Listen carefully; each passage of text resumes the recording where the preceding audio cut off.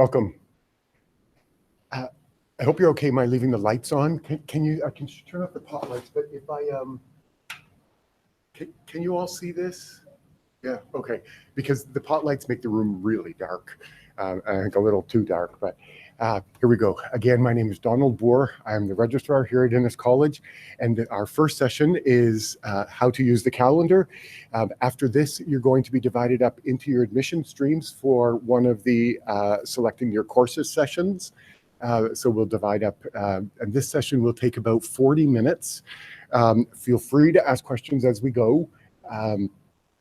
But it is followed by a lunch, which is directly across the street from the room where we were in the auditorium. And then we have a session at 2 o'clock on money matters, followed by a choice of two sessions, the professional faculties or the introduction to libraries. But this session is about the calendar and degree requirements. The calendar is probably your most important document coming here to the University of Toronto and the Faculty of Arts and Science. So I'm going to give you an introduction. It'll be followed by a brief couple of slides on arts and science and you. Then I'll just tour the calendar really quickly. We'll talk about degree requirements, which is the bulk of this session. I think there's a slide or two on student responsibilities, some important dates, which will be thrown at you throughout the day, and then a few tips. So my introduction is about to begin. You have joined a large academic community, as I already mentioned this morning, and the Faculty of Arts and Science with 300 programs and 2,000 courses has unparalleled breadth and scope to it. You can study traditional and new approaches to the exact same subject matter depending on the courses that you choose. Perhaps you know exactly what you want to study and what you want to become, and perhaps you have come to the university simply to learn. We are here to help out with both of those approaches and anything in between. So in short, while we know you're here to learn, we know that you would also like to be able to apply that learning, not just in a job afterwards, but also throughout your time here. I mentioned that there's 60 jobs on Innis campus for students, but there's many jobs around the campus, and there's many other opportunities for students to get applied learning. But generally, I would just like to say, when you're here, be prepared. You're going to feel the crosswinds between different academic disciplines and different academic communities, and it can be very exciting. And you'll witness the ricocheting of ideas and experiences. Remember, you're not doing this alone. You're doing it with the people sitting beside you. You're doing it with the upper year students you're going to meet at the lunch. You're doing it with supportive profs and an academic community that wants you to succeed. So, the registrar's office. We can help with the challenges of being a student, and they start with coming up with strategies for choosing courses and programs, which is what we're going to talk about in the next session. We can help with ironing out academic, financial, and administrative details that come with registration. We can help you adjust to new learning styles. We can help you juggle your personal and work priorities with those academic commitments that you have. And we can also help when you're wondering, what are you going to do with this degree? So consider the registrar's office a reliable first stop for accurate information and sound advice in an atmosphere of trust, confidentiality, and comfort. Innis has approximately 2,000 students, and we see approximately half of the students each year in one-on-one appointments in our office, and sometimes they come multiple times. So know that the registrar's office is here for you, and you just, come in, call, book an appointment, and we're happy to sit down and discuss things with you. There are also online resources like the videos that you saw, like U of T Starter Kit, which was started by some students here at Innis College. And there's also mentors, there's specialized services, which I'll touch on briefly, and as I already mentioned, other students. But again, if you're feeling restless about anything having to do with being a student, your registrar's office is a good first point of contact. What makes this a good first point of contact? We happen to be custodians of a lot of information about registration and enrollment, fees and funding, rules and regulations, petitions and appeals, but we're also custodians of your information. And we do take our accountability to you very seriously. We also happen to be, because we see so many students, we're probably one of the closest witnesses to the student experience for students from first year right through to graduation and beyond.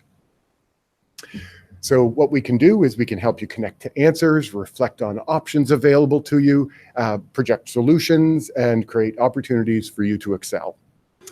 So if you're looking for help to solve a personal or academic difficulty, or to overcome a financial bind, or to formulate or adjust your short or long-term plans, or even to apply your academic learning outside of the classroom, with our accumulated knowledge of arts and science and of students who we've worked with, we can offer you objective, personalized advice and help to explore your options. As Sarah mentioned this morning, there are other supports here at Innis College, and the Office of Student Life is one of them. We also have resident staff and dons, Sonia, the woman I forgot to introduce. We have the librarian who's ridiculously helpful. Not only do we have 40 libraries, but what I didn't say in this morning's session is that there's also a petabyte of information available through our library system. And knowing how to access it can speed up your learning process. So remember that we have a librarian, and there's also discipline-specific librarians through the other libraries. We're right next door to Robarts Library, that gargantuan structure and the largest library in Canada. We have a writing center where they can help us, they can help you, and sometimes me, work on my writing skills or work on your writing skills. Keep in mind, this is not for students who are struggling with writing. Students who are weaker writers, students who are stronger writers, everybody uses the Writing Center, because writing is just one of those skills that you work on for a lifetime. There's a peer mentoring program at Innis, and also other peer mentoring programs throughout the university, and there's an alumni mentoring program. And for the sake of those who might be concerned about scribbling down everything, don't hesitate to keep writing. It's how I learn things. But we'll also put the PowerPoint presentation online for you, and it is being recorded so that it can be archived. I did mention some of the online supports that students have helped us create, and they include Ask a Student, which perhaps you've already used. The majority of users of Ask a Student are potential students, but it also includes Fast Forward, a site that we started where you can basically say, okay, I'm studying African studies, show me who else did African studies. And you can see Kofi Hope, a Rhodes Scholar, and 2 other students. You could actually filter something like cinema studies, and you could say, well, show me those people in cinema studies who also work in arts, media, and culture now. And then you can click on one of the sites and see what these people are doing now. They give a piece of advice for, she's a very busy person, and she gives a piece of advice. So Fast Forward, and thankfully it's moved up in a Google search, so all you have to do is remember Fast Forward. And you can see what Innis students and some students from some other colleges are also doing with their arts and science degree. And then we also have the U of T Starter Kit, which the videos that you saw are ported on this site. And thanks to some amazing students, we're also translating it into Portuguese, Spanish, French, and Modern Standard Chinese. So, and there's videos and information more from a student perspective, which can complement the academic calendar and the timetable, which now let's talk a little more about. But before I do, I just want you to know, at this large university that takes up 35 city blocks in the downtown core, there's all sorts of services available. I've listed just a few, and in alphabetical order, that you can read there. But all of them in the entire university considers diversity and equity as fundamental values of this place that are supported not just by policies and resources, but by action. Before we get into the details of the calendar, I'm just throwing this out, and we're going to revisit this slide at the end, and maybe it'll make a little more sense at that point. So don't be too alarmed when I tell you that things like, if you hear the word 100 series, that means the same as 100 level, which is a first-year course. If you hear A&S, that sometimes is used interchangeably with FAS for the Faculty of Arts and Science. There's first-year foundation programs, which are exactly the same as the ONES programs. First-year seminars or Seminar 199s. ACORN is the SWS, or Student Web Service, also sometimes called ROSI, because the administrative back end to it is called ROSI, or Repository of Student Information. A subject post is a program of study. A lecture is sometimes an L and sometimes written out. if someone is dropping a course, they might actually be canceling a course. It's the same thing, but they wouldn't be late withdrawing it. And this can get a little confusing too. You're about to enter the 2018-19 fall-winter session, which has two terms, a fall term and a spring term. So in this case, winter and spring are the same, which I'll just leave it at that. As I say, this will seem less daunting, hopefully, in 25 minutes when we revisit it. These things are not the same. Breadth requirements are not distribution requirements. I'll explain. Credit and course, I'll explain. They're different things. The capital F faculty is the Faculty of Arts and Science, whereas faculty are professors, also called instructors. I talked about canceling or dropping not being the same as withdrawing. There's two types of withdrawals, the LWD for late withdrawal and the WDR for late withdrawal. I'll explain all of this. And then there's terms and sessions. Two terms make up the fall-winter session. Enough of the details. A really general comment about your arts and science degree. This degree is designed to give you breadth of knowledge, depth of knowledge, competencies, and integration of your skills and knowledge. That breadth of knowledge comes from the richness of the arts, the complexity of global cultures, and the varied structures, processes, and concepts of the social and natural world. The depth of knowledge is what comes when you work in a program of study. You will be concentrating in a particular area called a program of study, maybe two. And regardless of the program that you're in, you'll be developing competencies in learning like critical and creative thinking, communication, information literacy, quantitative reasoning, social and ethical responsibility.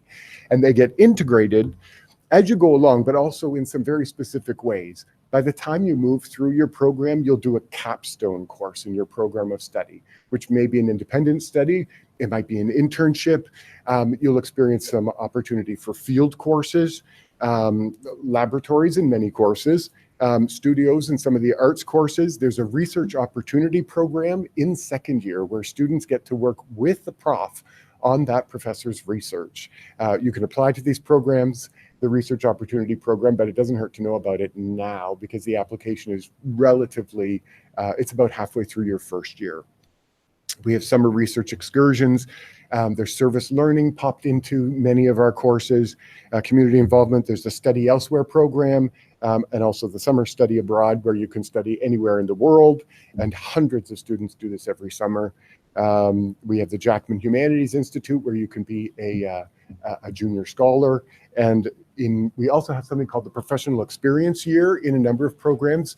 The sciences have them, some of the sciences have them, commerce has it, where you take anywhere from 12 months to 16 months working in a job and getting paid, usually between third and fourth year, sometimes between second and third year. And then you return to finish your degree after that. So that was my sort of introduction. We're just going to do a quick tour of the online calendar because, as I say, this is perhaps the most, well, not even perhaps, this is the most important document. The Faculty of Arts and Science calendar has been improved drastically in the last couple of years, so I don't have to linger too long on it because it's nicely intuitive now if you follow the tabs on the left. I talked about programs, and I will talk more about programs, but the program areas, the listing alphabetically lists all the programs in the Faculty of Arts and Science that you simply click on, and it takes you to a listing of the profs, a description of the program, and then the programs of study, and then the courses are all listed here. So you can find out more details about each of the specific courses by clicking on the link. The program search is also helpful, as is the course search. I can't say this enough, so I'll say it once, but we'll probably say it a few more times. Degree Explorer is perhaps the most helpful tool this university offers to its students these days. This is basically a tool that, it's an online tool where you can plug in your courses, but it also records all of the courses that you've completed. So at this point, it looks empty for you, but you can start populating it through hypothetical scenarios, and when you take courses, they'll be loaded into Degree Explorer, and you'll be able to see how close you are to completing all of the degree requirements in order to get your degree. As I say, the most well-used tool. And I'm proud to say that it was two Innis students who created the beta version of Degree Explorer. They called it Project Augur about 8 years ago now. And so we pitched it to Enterprise Architecture and Systems Integration here at the University of Toronto. They worked further on it for a summer. They had written it in a different language, and so the university used it and created it in Java. So a really helpful tool. Also has a pretty decent mobile function, just uploaded very recently. It was mobile before, but now it's better. So again, Degree Explorer, your most helpful tool at this university. Was there anything else to say about the calendar? What we're about to move to is the degree requirements, which I just clicked on. And I think there may have been a sheet added yesterday to your package that basically lists these degree requirements. I'm going to return to my PowerPoint presentation to go through the degree requirements, but if I just, we don't need to read it from here, so I'm just shrinking this so you have a better sense of what this screen looks like. And you could keep it in front of you as we talk. But now let's move to the degree requirements. Everybody good so far? Questions? We continue. Okay, so this is the bulk of the presentation, degree requirements. I happen to have listed them as 6 requirements. The sheet that you have in front of you collects it in 5. Degree Explorer stretches it out to 9 requirements. But basically, I'm going to cover all of them. You have to complete 20 courses. Students typically take 5 courses a year, or 10 half courses, or any combination of full and half courses that come out to 5.0 credits. No more than 6 of your courses can be 100 series or first year courses. The third requirement is also a number requirement and is less important to you at this point. You have to have at least 6 courses at the 300 or 400 series before you graduate. Your grade point average has to be at least 1.85. You need to complete program requirements, and you need to complete breadth requirements. So the 20 credits. On the slide of synonyms and not so synonymous, we had written courses and credits. They're actually different. I just said you could take 10 half courses or 5 full courses. A course is just a thing that you take. Credit is a value. So basically 2 half courses equals 1.0 credit. So, or 2 half credits equal 1 credit. This university tends to use these things synonymously. But credit is actually a value and it has a weight. Straightforward, right? Once it's pointed out, I'll keep going. All right. I already talked about this and pointed out that it is less important to you now than it will be as you progress through your degree. Make sure you take 6 credits, that is 6.0 credits, or like 12 half credits, at the 300 or 400 series before you graduate, and Degree Explorer will help you with that. That was number 3. I went now back to number 2. I already mentioned this, no more than 6 100 series courses towards your degree of 20 courses. For those in the room who came in late, if I say something that you don't know, I'll happily explain it quickly. But remember when you're counting 100 series credits to include the transfer credits that you may have gotten. Some students get transfer credits for work that they did in high school, IB, AP, French Baccalaureate, GCE. You'll have gotten really clear information in your admission package about your transfer credits. But if you have any questions, don't hesitate to reach out to me today or anybody else from the Registrar's office who I introduced this morning. And if you were late, because I understand that there were some delays on the subway, everybody has a name, so watch for Denise, Claudia, and Magdalene. Okay. Brief tangent about transfer credits. Is there anyone in the room who has some transfer credits? Great. Then I'm just going to go through this really quickly. Is there anyone in the room who has transfer credits from another university? Okay. So this slide is specific to transfer credits from work that you did in high school. They're called advanced standing or transfer credits. I already mentioned where they could come from. In this case, this link will look familiar to you. The transfer credit information on the U of T website, which actually breaks it down. Like if you did AP in the Faculty of Arts and Science, it will explain to you how this works and what sort of transfer credit you will get and how it relates to courses you might take. Somebody's popping out. Does any questions? Does this look familiar to you? The people who raised their hands? Okay. So basically, like if you got a biology transfer credit for AP, then it is equivalent. It's a first-year transfer credit that you get, and they are acceptable for programs that have first-year biology as a prerequisite for them. And again, yes,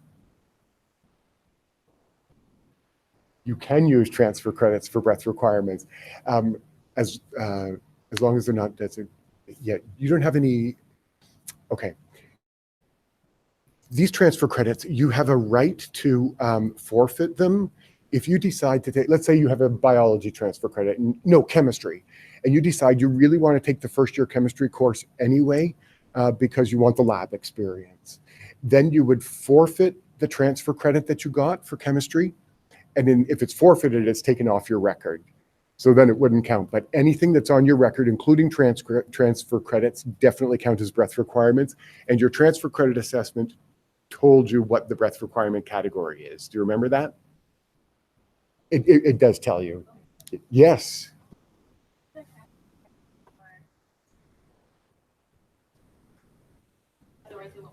You actually can.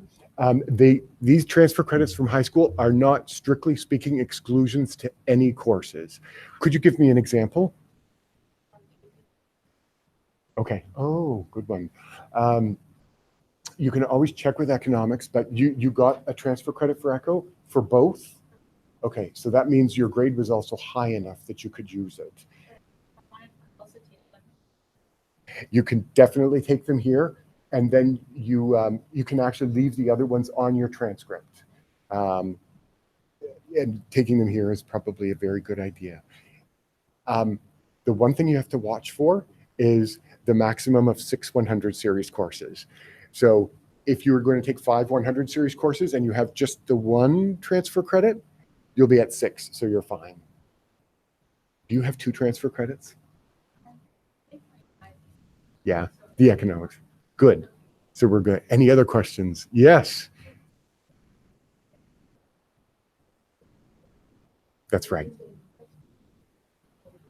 Yes, because they've given you a transfer credit because the mark was high enough. Yeah. Okay. Anybody else? Okay. Back to my presentation.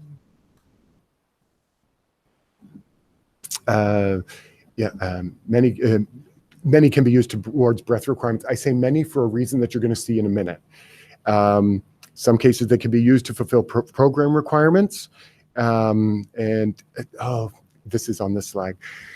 Scholarship eligibility. Let's say you come in with a transfer credit. So you think in first year you're just going to take it a little easy and do 4 courses instead of 5. And really, there's no rush. Students typically take 5 courses a year, but you can take 4, you can take 3, you can take 6, but I don't advise it. No matter how well you did in high school, 6 courses is overwhelming. And heck, if you can do really well in 5 courses, that seems good enough. To get on the Dean's List, you get on the Dean's List after you pass your 5th credit, your 10th credit, and your 15th credit if you have a 3.5, a GPA that I'm about to explain, or higher. So if you take 4 courses in first year and you have 1 transfer credit, you may think that you're going to be on the Dean's List, but it's only after you've passed your 5th course in the Faculty of Arts and Science. Does that make sense?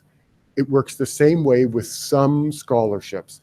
For instance, the scholarships at Innis are awarded to students as they pass their 5th, 10th, and 15th course in the Faculty of Arts and Science. So if you do 4 in first year and then 4 in second year, you will get your first one because you passed the 5th credit in your second year. Okay.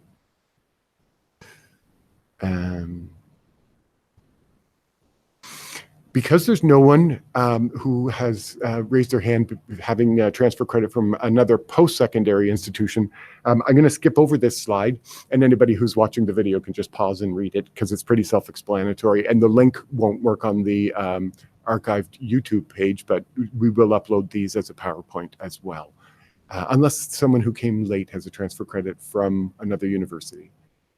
We're good? Okay. One more thing about credits. Should you want to take more than 6 100 series courses, let's say you start in commerce, and then you decide you actually want to switch to science because there's so much breadth and scope in this university, and you think, turns out commerce is not what I was interested in, sciences is. And suddenly you have to go back and take biochemistry and physics. You could end up with more than 6 100 series courses.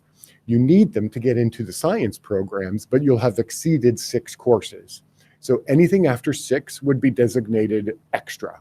That just means it's not counted as one of the 20, but it's still, so it doesn't count as your 20 courses, but and they're not included in your grade point average, but they can still be used for breadth and they can still be used for program.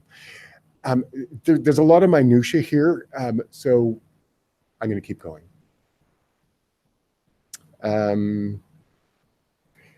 This sounds like a piece of minutia, but is worth knowing. You've come from high school, you're trying out courses in the University of Toronto, and maybe there's some course that you've thought, I've always wanted to try this. I don't know how well I'll do, but I'd really like to try it.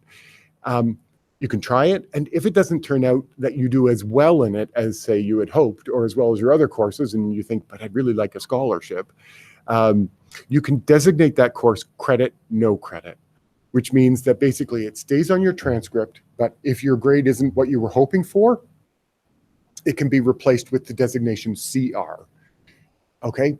And then it's not included in your grade point average, but you still get the credit, and you got the experience of taking a course that you thought you would like to try. So it has to be done by a particular date that's listed in the calendar, which is the last day to officially cancel a course, which is about 3/4 of the way into a term. But even after that, if you were doing well and then things really start to sort of tank on you, come to the registrar's office. We may be able to designate a credit, no credit up until the last day of classes. And this rule, in fact, may change because many of the colleges would like to see students have the opportunity to designate something credit, no credit, up until the end of the term. What we'd ideally like is that it could be done even after you see the grade. How many courses can you designate credit, no credit in your undergraduate degree? 2.0 credits, 4 half courses, 2 full courses. Oh, and credit, no credit designation. There's a few courses that you can't use it for, and those include the first year seminars and the foundation year programs and the Vic 100s. Again, something that we will be talking about before this session ends. And this session ends at 11:30, right? Or 11:25? Does that mean? Okay, good. We're doing well. Any questions about this? Okay. Remember I was talking about dropping and canceling a course, which isn't the same as withdrawing from the course? Well, LWD means late withdrawal. So you start courses in September, and then if you're doing a half course, then at a date early in November, you have to make a decision to either drop the course or stay in it. And if you drop it, it is removed from your transcript. But again, if in the last couple of weeks of school, things don't go nearly as well as you hoped and the mark starts to drop, but you still need the course on your record, or you need it for program requirements and you have to have a grade there beside it, which you can't, credit, no credit designations don't count towards program requirements, then you could LWD or late withdraw this course. So in that case, instead of a grade, there's an LWD beside the course. It can't be removed from your transcript anymore because the date has passed, but you can be late withdrawn from the course.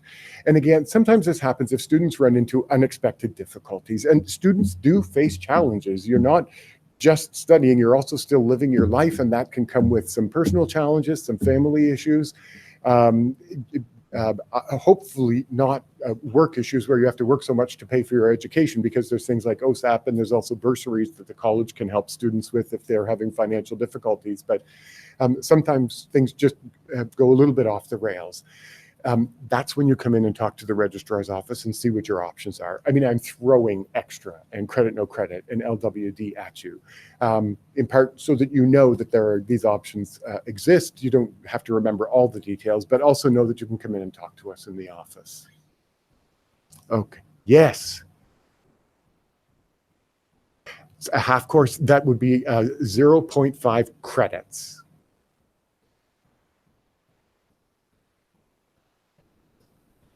So one course is a full course for 1.0, and a half course is 0.5 credits. Oh, yes, sorry, that will come up in the next session as well. But what a great point. Full courses, 1.0 credits, run from September through until April. And half courses either run from September to December for the first term or the fall term, and the second term courses or spring term courses run from January to April. So there's 12 weeks in each term. So a half course is 12 weeks and a full course is 24 weeks. Great. Yeah. No, and I'm almost on that slide. Great question. Hold on. Let's see. Great transition question. In order to graduate, I mentioned you needed a 1.85 GPA. So when you finish a course, you get a number grade, a percentage out of 100, and you also get a letter grade. Let me just show you a slide that makes it more clear. I'll come back to that one. These are the grades. So you start by getting a percentage in the course. So let's give you a 79. And that 79 gets converted to a letter grade on your transcript, which is a B+. And that B+ gets converted to a grade point value. And then if you take 5 courses, those 5 courses with grade point values get converted into a grade point average.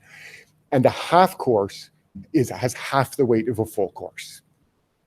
The other thing I'll point out is, do you see the difference between a 79 and an 80 in grade point values? A 79 is a 3.3, whereas an 80 is suddenly 3.7. Between the letters, it goes up by 0.4 grade points, whereas within the letters, it only climbs by 0.3 grade points. So it feels really painful to get a 9 when you could have just gotten 1 more percentage grade and gotten 0.4 more grade points. And it's true between each of the gradations, 59 to 60, 1.3 to 1.7. And also at the high end, the A and the A+ are both 4.0. Yes, go ahead.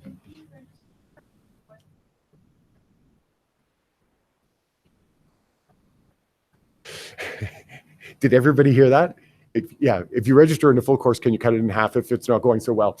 This is one of the reasons why the Faculty of Arts and Science has switched to more and more half credits.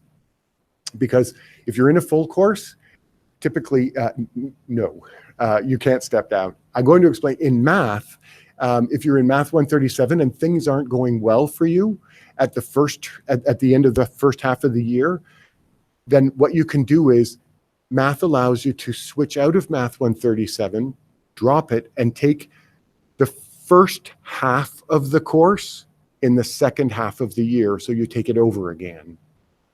And then you take the second half of the course in the summer. Computer science says if you start in a harder computer science course and it's not going so well, in the first couple of weeks, you'll have some marks back and you can determine how well you're doing. And if it's not going well for you, they have a deadline that's usually in the 3rd or 4th week that says you can step down. So you can step down to an easier computer science course. But most other courses don't do that. Got it? If you're in the 151, chemistry 151, which is for people who dream about chemistry in their sleep, and you realize, I don't dream about chemistry in my sleep, whereas others do, then you can also switch into the chemistry 135 and follow it up with 136. And you can do that at the beginning of the year and still not fall behind. Okay? Great. Let me see what I should have said on this slide. Yeah, okay, so I did this already. Your grade point average is only calculated on courses taken in arts and science. As you mentioned, you have no grade besides your transfer credit. It's not included in your grade point average. And yeah, the GPA is a weighted sum. So a full course is twice as weighty as a half course. And then there's also something called sessional grade point average, annual grade point average, and cumulative grade point average. Remember I said that there's 2 terms in a session, the fall term and the spring term? Well, not everything makes sense at this university. Just because of the system that Rosie is operating on, the sessional grade point average is your grade point average for the term. Your annual grade point average is the grade point average for the session. And the cumulative is every year your GPA accumulates. Yes.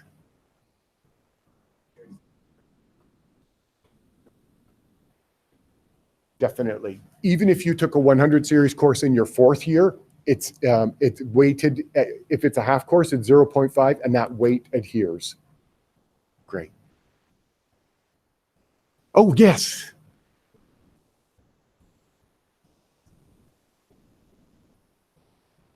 Most full year courses have exams halfway as well as at the end of the year, though it depends really from course to course.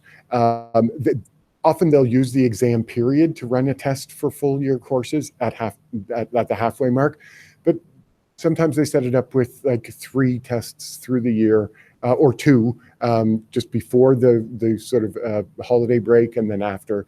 But in most cases, they do run a test halfway through. Yeah.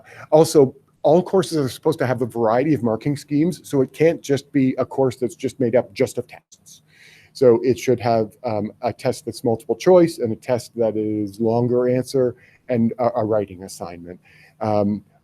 Most courses adhere to this guideline and have a variety of testing methods. Okay. Yeah.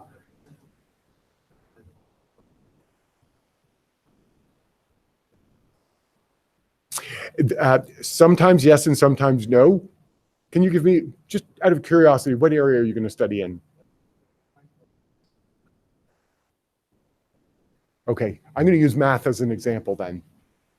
Math says, in most of the math courses, there's going to be 3 tests. Each test in the term is going to be worth either 15% or 10%. So if you do better on the term tests than on the final exam, they will weight your term tests for 15%, and that would be 15, 30, 45.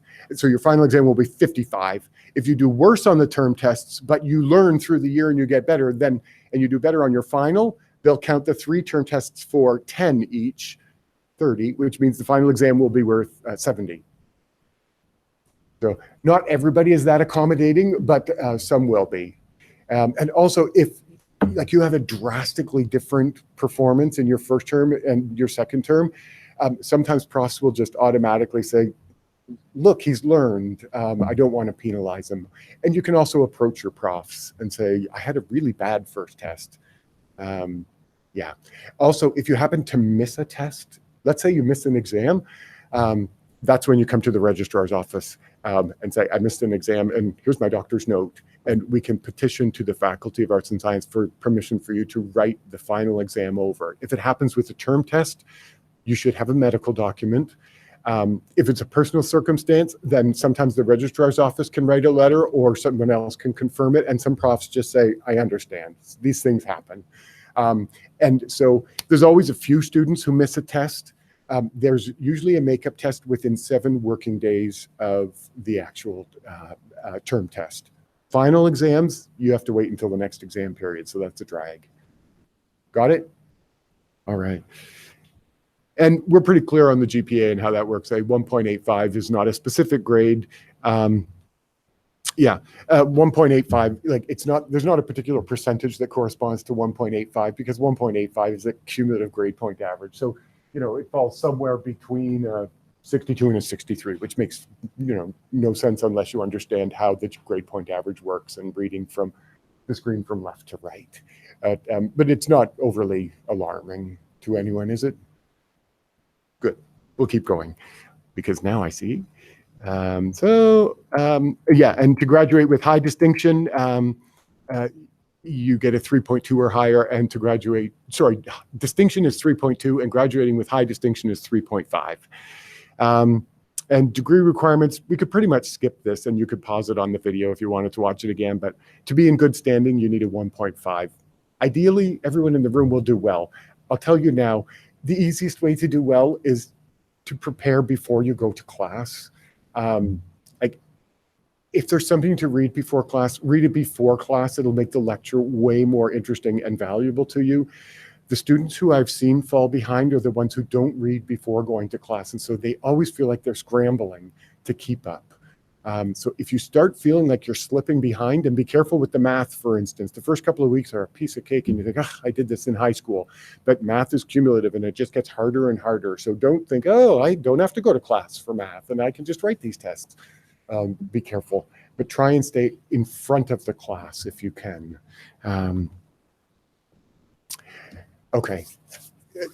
We've gone through all the degree requirements that have numbers attached to them. There's two others. You have to complete programs of study, and you have to complete the breadth requirement at some point before you graduate from the university.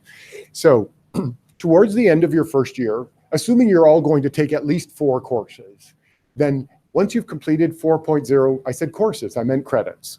Once you've completed 4 credits in the Faculty of Arts and Science, you need to be in a program of study. And in fact, if you're not in a program of study, then you won't be able to get on to ACORN and sign up for courses for the next year until you sign up for a program. But many of you coming in have already thought about what program it is you'd like to study. And then you just go onto the calendar and you see, what do I have to take in first year in order to apply to get into my program? So you take those courses. There's usually 3 of your 5 courses are prescribed if you're in the sciences. If you're in the humanities, it might just be 1 course. If you're going to English, you just take a first year English. And then you still have 4 other courses to choose from. In the sciences, it can be 3. Sometimes students in the science will add a 4th, the physics. So then that only leaves you 1 more course to take for 5. But you do need to have completed the first year requirements for programs before getting into those programs. And so watch the programs. You have to have at least 1 specialist in order to graduate from this place, or 2 majors, or 1 major and 2 minors. A specialist is a constellation of courses anywhere from 9 to, depending on the program, 16. 16 of your 20 courses could be in your specialist. A major usually falls between 6 and 8 courses. So if you're doing 2 majors, it could be 2 at 6 for 12 or 2 at 8 for 16. And every minor in the Faculty of Arts and Science is 4 courses. So you can do a major and 2 minors. And you can actually have some overlap between your majors. So you could do 2 minors, both of which use the math course. Or you could do a major and a minor, both of which use the biology and the chemistry course. But you do need to think about programs. And could you just nod if you've already thought about programs? Great. Did anybody not nod and want to raise their hand? We're good. Okay.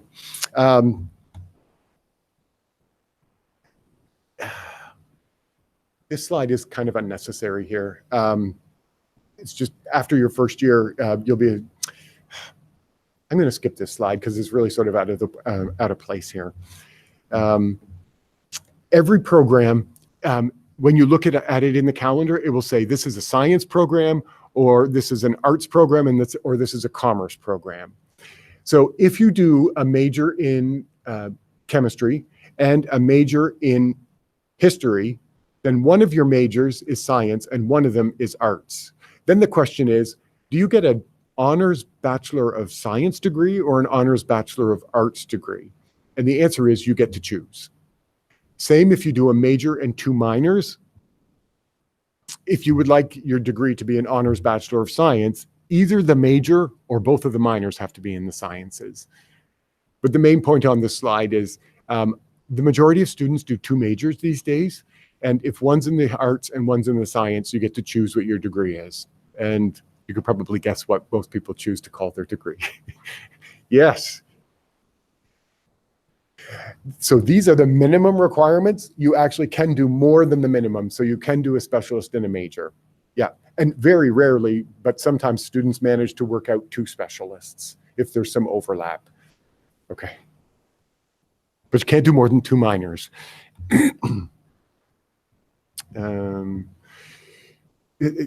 The programs, many of the programs are somewhat competitive. So to get into, say, economics, you have to have a minimum grade point average in the ECHO 101 and 102, and in the math. The sciences can also be somewhat competitive. So if a student is interested in biochemistry or immunology or human biology, the immunology and the biology would have a slightly higher grade point average requirement for admission than, say, the human biology program. But again, that's when you start poring over the programs, you'll notice the differences here. The main thing for you coming into first year is stay on top of the credits and do as well as you can. And if you're not liking what you're studying, come in and talk to us in the registrar's office. Okay. Oh, there's also the language citation program, which isn't actually it's not like a specialist or a major or a minor, but if you've taken a certain combination of language courses in your degree, you can have a language citation added, because we have, I think, 40 different languages that we teach here at the University of Toronto. There is a very simple listing of programs.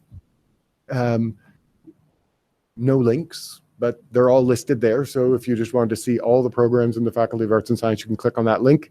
But really, it's the programs search in the Faculty of Arts and Science calendar, or really even just the program areas. All the programs are listed here. You can scroll down them. They're listed just like on the other page, but here they have links. So again, the calendar is a really reliable source to stick to. We are almost done, and I see that nobody is out of their other rooms yet, so this is good. Breadth requirements, because there was a couple of things I wanted to say about breadth requirements, and one of them is I mentioned that there's a few courses that don't have a breadth designation to them. When you look at a course in the calendar, every course lists its breadth requirement. So, and some of them have 2. So basically, breadth ensures that you have I better just tell you the rule. You need 4 courses for the breadth requirement.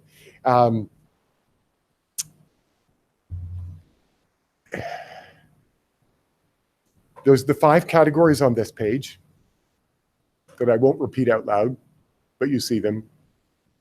And you can kind of guess which are sciences and which are arts and which are social sciences.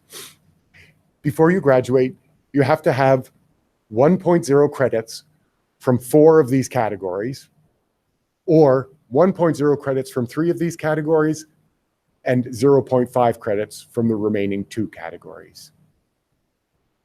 Not difficult, right, to understand.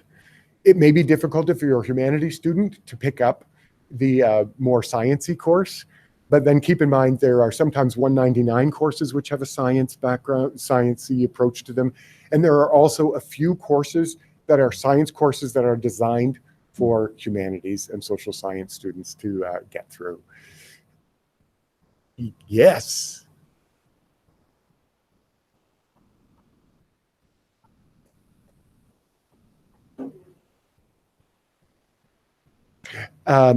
Two half credits is also perfectly fine. Was it this?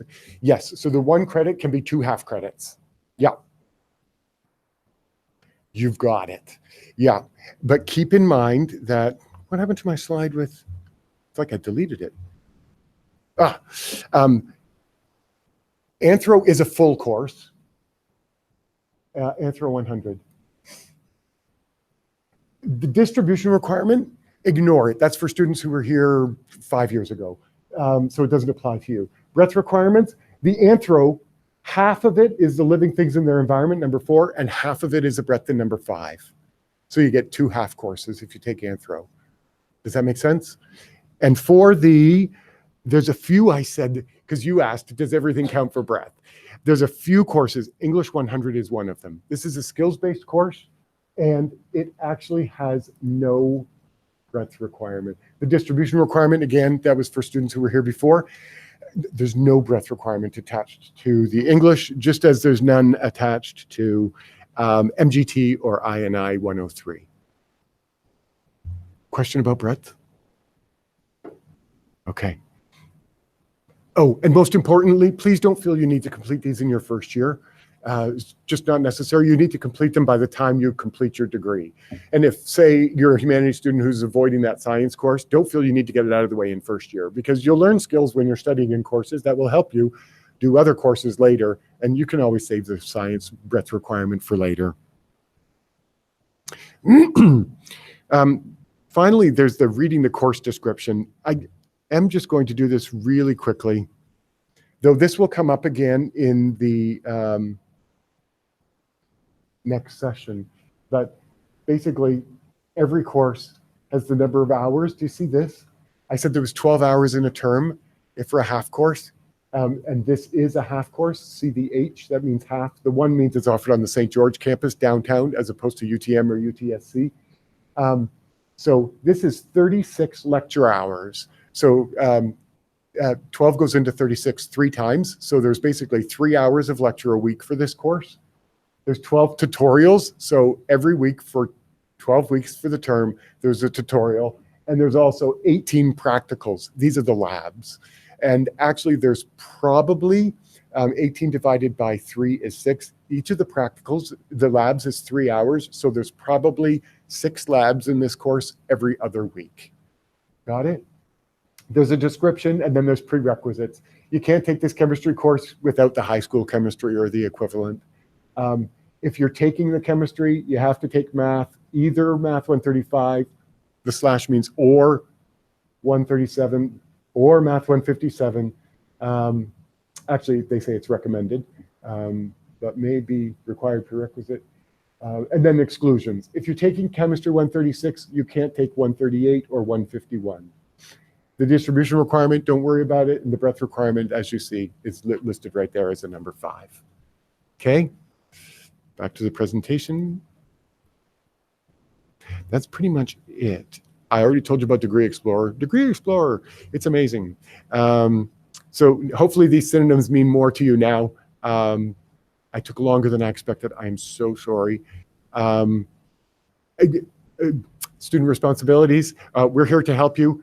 Ultimately, doing the right thing falls to you. So if you have questions, come and ask us. Important dates you're going to hear about today anyway. But the one I would say, the 26th of July. Everybody in this room, by the looks of it, has fewer than 4 transfer credits. So your date to sign up for courses is the 26th of July. You'll hear this in the next session as well, but it can't be said to you enough. There's a lot of students coming in this year, and you want your chances of getting the courses to be the best. So you'll have a start time on that day. Don't sign up for courses the next day. Sign up on the 26th of July. Okay, yes. You actually have to sign up online. Yeah, on Acorn. And there'll be a session this afternoon that shows it. If you're going to be out of the country and away from internet, then you'll want to find someone who can sign up for you. But if you have internet anywhere in the world, you'll be fine. Definitely. Yes, come before. Yeah. I was going to do a poll, you guys, and Anthony created it for me, but I'm afraid we've run out of time. Here's a really important tip. One student who did really well, I said, how did you do this well? And he said he always sat towards the front of the class when it was possible. He studied harder for his first test than he'd ever studied for anything in his life. He treated school like a job. And he also dressed for tests. I had some tips from a past principal, but it's really about just a common understanding that all profs are different. Some of them just like lecture at you. Some of them work with the Socratic method where you talk back and forth. There's big classes, there's small classes. They work differently. If there's a prof that you don't like, don't say right from the beginning, oh, I don't like this prof. Give it a week. If you think, I really can't learn from this professor because I don't like his teaching method and it doesn't work for me, try and switch your course, because in the first 2 weeks of classes, you can do that switching. You will hear more about that in the next session. Remember that we're here to help, and I'm sorry I took so long. Okay? Thanks. Oh, now, if you could figure out which stream you were admitted to, and then follow your program to go to that room where they'll talk about admission streams. Done. How do I turn it off? The recording? Can you turn the recording off? Do you know how? Oh, ciao? Okay.